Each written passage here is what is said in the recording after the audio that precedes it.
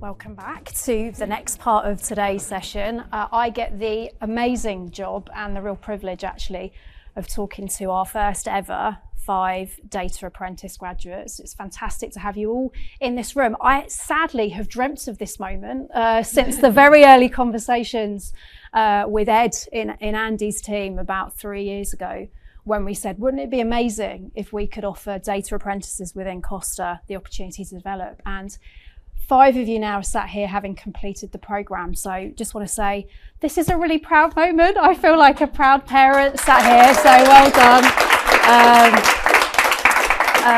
Thanks everybody.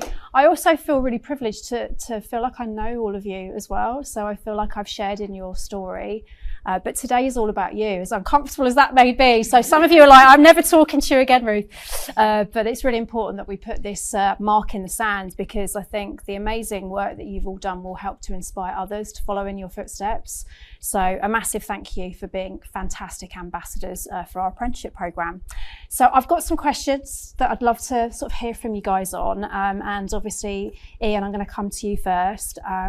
When you sort of, I guess, it'd be great to hear sort of who you are and what your role is, but alongside that, what was your initial sort of view around apprenticeships? What was your initial perception? Was it something that you'd always thought you'd do, or, you know, how has that sort of evolved over the last 3 years? Yeah, so I'm Ian. I look after the People Insights team in Costa. My view on apprenticeships was I had no ambition to do one at all. I knew nothing about them. I hadn't ever considered it. And it was kind of something that I just heard about existed, but I'd never really looked as an opportunity for myself. I'd never really thought about doing anything academic again once I got into the world of work.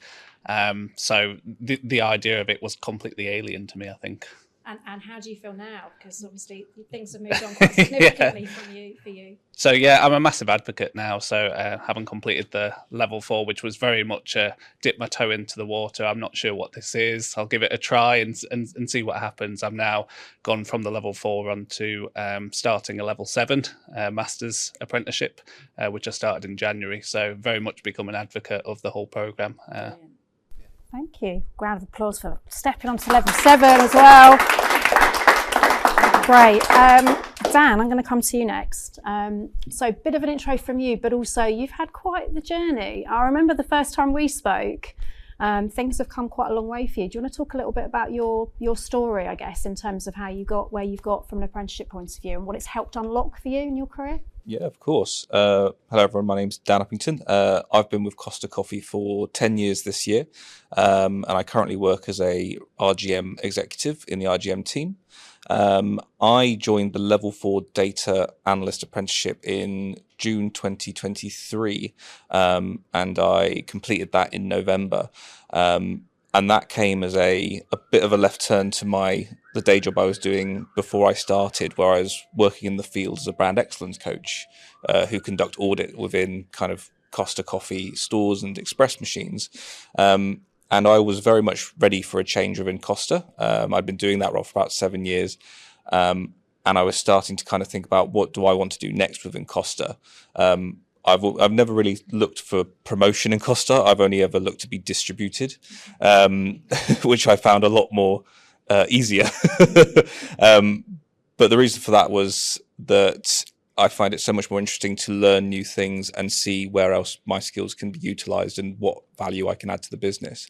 So it was actually after I did jury duty in January of 2023, and I found the process really fascinating because it was using the facts at your disposal to come to a conclusion that would ultimately impact people's lives. And as I was telling my good friend Shelley at the time all about it, Shelley said, that sounds like the apprenticeship I'm doing in data analysis. I thought, that's weird. But at the same time, that sounds really interesting. So I explored all the options. I took the guide that you sent me and decided that level 4 data analyst was where I needed to kickstart the next part of my Costa career. Brilliant. Thanks, Dan. Thank you so much. And Caris, over to you. So we've already heard that you're actually part of the only team in Costa where 100% of the team are on an apprenticeship. So for you, what's the apprenticeship done for your career? How has it kind of changed your perspectives, and what have you got out of being part of the programme? So I'm someone who hadn't previously had any formal training in analytics. I just kind of always learned on the job. And I always kind of felt like I had gaps in my knowledge, and there was always a little bit of doubt that I don't really know what I'm doing.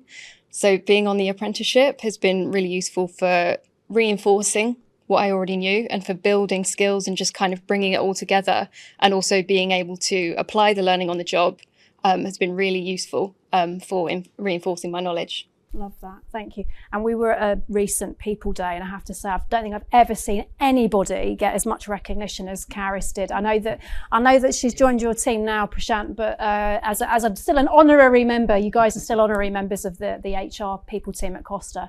I've never seen anyone get as much recognition in one day, and it just goes to show, like you were saying, Prashant, the impact that people like you have on the business. So well done you as well. Shelley, our influencer, it seems that I've got you as one of those people that's now influencing others to join apprenticeships. I guess, great to hear a little bit about you and your journey. And I know this is a revisit to the beach for both you and Katie, so thank you for coming back. We didn't scare you off last time, that's good. But yeah, it'd be great to hear from you in terms of, from a friends and family's perspective, how did that land with them when you said, I'm going to be an apprentice? Because there's a lot of perceptions out there around apprenticeships. How did that play out for you? The perception was that, well, like, you're not a school leaver, you're not become a carpenter or a plumber or something like that. The perception is that it's a trades thing. So when I then explained, it's a kind of education to further what I'm already doing, to be in a data apprentice, they sort of still didn't understand, to be honest. So it is one of those things that I think it's worth explaining to people what it really can do for you and for your professional career as well. And that it can be for anybody, not just for school leavers. Brilliant, love that, thank you, Shelley. And right down the other end, Katie.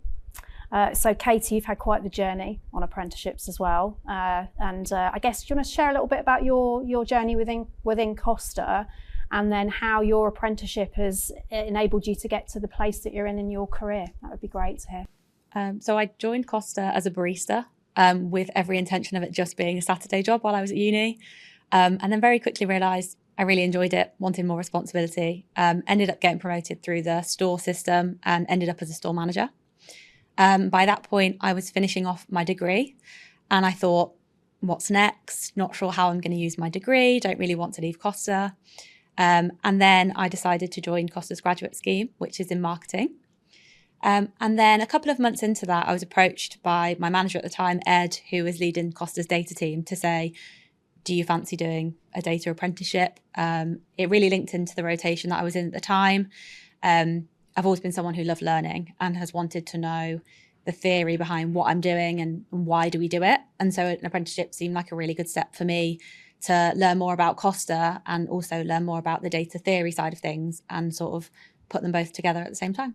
Brilliant, thank you. And Ian, I guess back to you.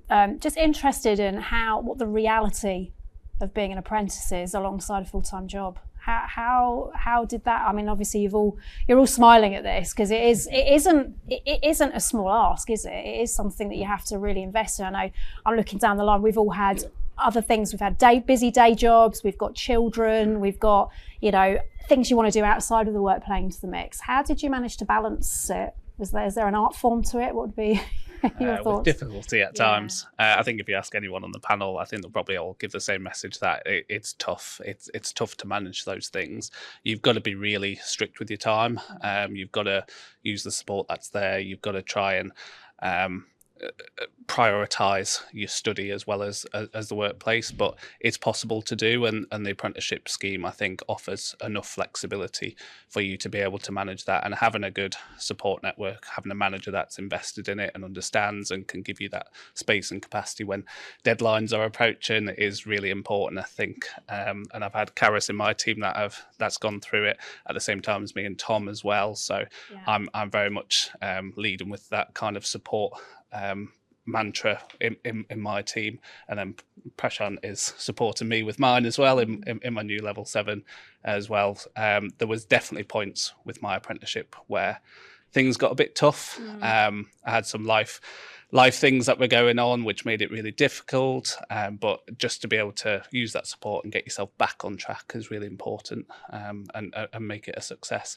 I think believing in the program, being invested in what you want to achieve is really important, because it gives it priority in your own mind, and then you're able to use that then to try and give that priority in your life and complete your studies. Brilliant. Well, it's obviously worked, because you're doing level 7, right? So I'm glad that we've got you in the apprenticeship group for a bit longer. I guess really interested from all of you what your advice would be, because clearly it's National Apprenticeship Week. This part of our work that we're doing this week is to influence and to talk about others that are considering doing this.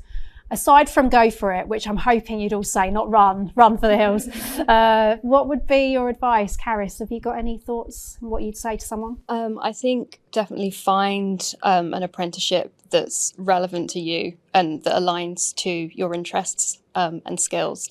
And also don't doubt yourself, because it's a really supportive learning environment, and it's possible for a range of skills on our apprenticeship. I think definitely it's accessible. So brilliant, thank you. Shelley, what about you? What would you say to anyone thinking about it? Maybe they're a bit on the fence. I would say it's definitely worth it. You have all these experiences you'd never have otherwise. You have all this kind of learning, and as Cara said, it's a very supportive environment. I remember coming up on a module and thinking, oh my goodness, I can't do this, but my DLC Chris was fantastic. Support all the way, very much you can do it attitude, and Costa will support you all the way, QA supports you all the way, so there's no reason why you can't do it. Well, thanks. Dan, can we talk a bit about QA? It's be rude not to, right? We're sat on their beach, which is one of my favourite places. Lovely to be back. But just in terms of how it felt working with QA, obviously we've just had a name check there from one of the coaches, which is brilliant. What was the experience of being on the QA programme for you like? How did you find it? Really, really good.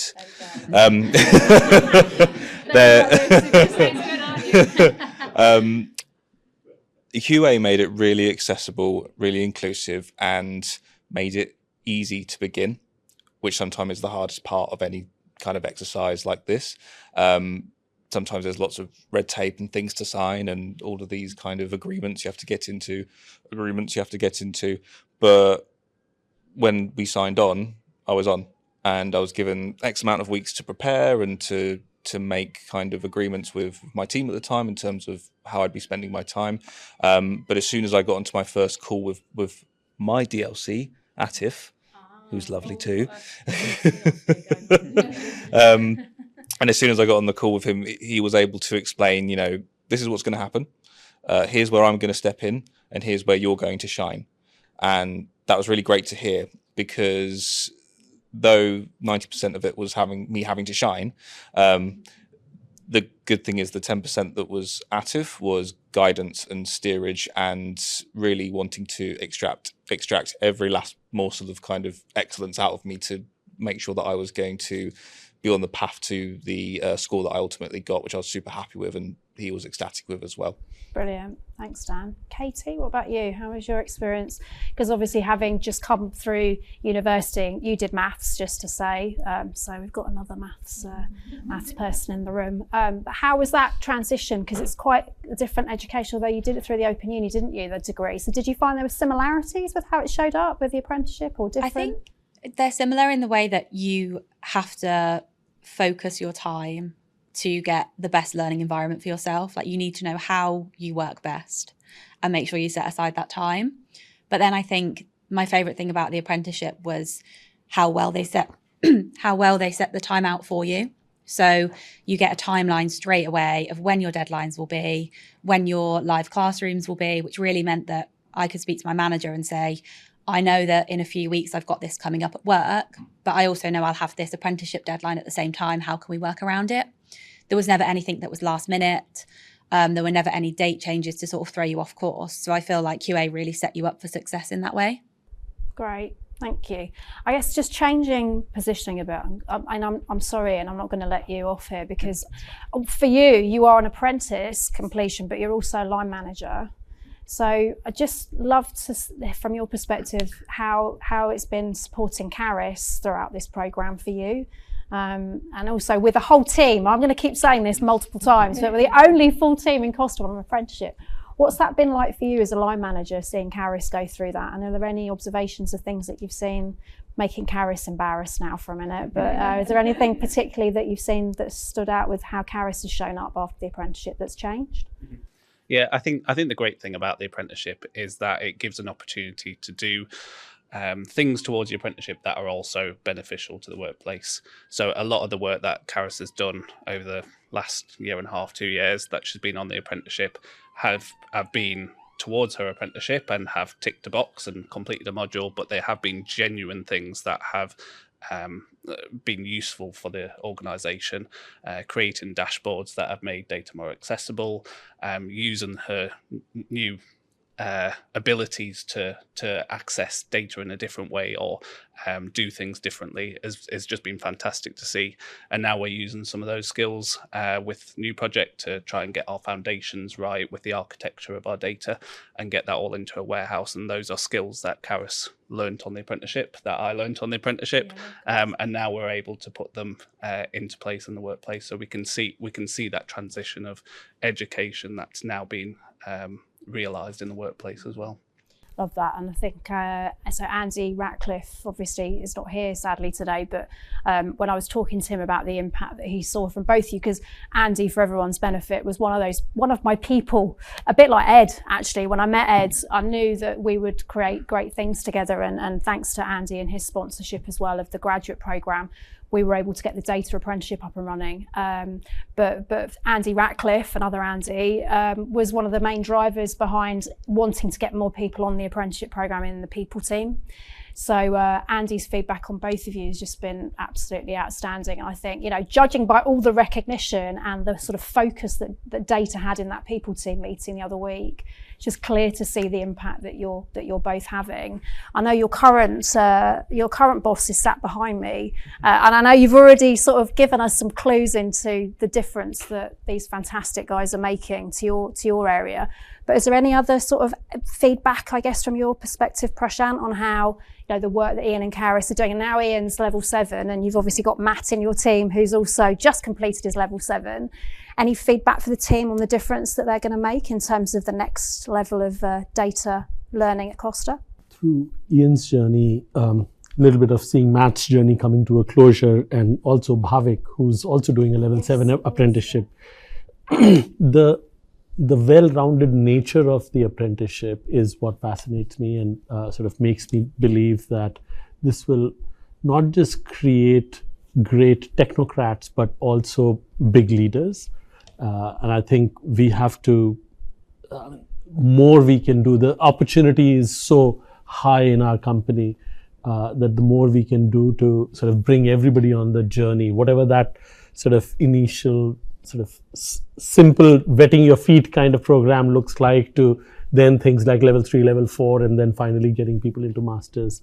I just think it's an invaluable resource that we've got, and QA is a massive partner that we can leverage and take company on a path to success. Great, you've got some fantastic talent coming through. So, no pressure. You've got some people that are aiming for your role in the future, no doubt, which is fantastic, isn't it? And Andy, obviously for you, having seen Katie from those very early days on the grad programme and seeing Katie's journey, which has been fantastic, to now, I guess the apprenticeship and how it showed up. I know Ed was her manager at the time, but you've obviously seen the impact of the programme from both sides as well. Yeah, no, I think it's just gone from strength to strength, and I think having someone like Katie, in a marketing function, being able to bring that data competency, which then sits alongside the broader marketing brand stuff. That's the future of where marketing's going anyway. So it's been brilliant to see Katie go through the programme alongside her broader graduate programme. And I think that's probably a great example of where we were trying to get to with the graduate program, that it wasn't just about come and do some rotations and spend 2 years working in some different areas and 2 years hopefully with 4 great line managers, but actually you're on the program, we're going to accelerate your development, and therefore trying to find the opportunities for someone like Katie, who had the right background and a real passion for data. It was a win-win. And I think it's been so important because those first few colleagues who threw themselves into it were the proof points that we needed. So a few of us thought this was going to be a really great thing. And we were, very fortunate to have Ruth championing this across the organisation. But it was only once we actually made the leap, and we're fortunate that we've got such good outcomes that now it's not a sell-in anymore for you. Thank you for making my job easy. Exactly. So that's been sort of my reflection of the journey of the last couple of years with this. Thanks, Andy. Yeah, and in all seriousness, that is a big part of what you've done. You took that leap of faith when there was no ground that had been set within Costa. You trusted the process and you went for it. And I think, even I'm thinking about you, Shelley, and the conversations we've had over the years and the moves that you've made almost as a result, I'd say, of your programme. Would you say that was accurate? The apprenticeship helped you unlock a new career in the people team? Was that part of the driver? Or? Yeah, I'd say so. So I sort of became a data analyst because in my previous role before I was a data analyst, I was analysing data and didn't know it because I didn't have a name for it. I didn't know what I was doing. And it was my boss that pointed it out and said, there's a data analyst role coming up. And this was pre-apprenticeship. Why don't you go into that? Very similar to Caris as well. I thought I didn't have the base education. So I went forth and did the apprenticeship. And then that absolutely 100% let me go into my new role as a senior reward analyst. And without the apprenticeship, I definitely don't think I'd have made that move. And again, a massively responsible job. I mean, the good thing I think about our programme as well is none of this is synthetic. None of this is hypothetical projects that are being created. You're all working with data every day and changing the way that we see data within Costa. So it's fantastic to see that you're learning that content, putting it into practice straight away. And for you, Katie, again, a lot of people, from a marketing perspective, think, oh, marketing, that's all brands. And, similar to what Andy was saying, I've learned a lot about that working at Costa. You've been able to bring the knowledge that you've had through the data programme into your role now, because you've got a new role recently as well. Do you want to talk a little bit about that? Yeah, of course. I think for me, it's really enabled me to be a data advocate. Often I'm in a room where most people are ideas people and they're not thinking about the data behind the decisions that they're making because they're very much blue sky thinking what's possible. And I'm able to be that person that says, okay, what does the data tell us? And actually, if we go with this brilliant idea that you've got, how can we track the success of that and really prove to the wider business why those ideas are working? The apprenticeships really meant that I can ask the right questions as well. So when we speak to agency partners, we're able to sort of speak the right language and get the best data that we can from them to inform the decisions that we're making for our own brands and campaigns. Love that. Thank you. I just want to end by saying thank you, because I know this is not everybody's idea of a walk in the park sat up here, even in front of a small audience. I don't think they're that scary, but I know it's a big deal to be sat up in front of an audience talking about your story. I also want to say thank you on the team and I's behalf for being such incredible ambassadors and for smashing all our expectations, genuinely. I know there's going to be so many people inspired by what you guys are doing. Just a massive thank you from us for that. And I think we should give them a very big round of applause. Thank you.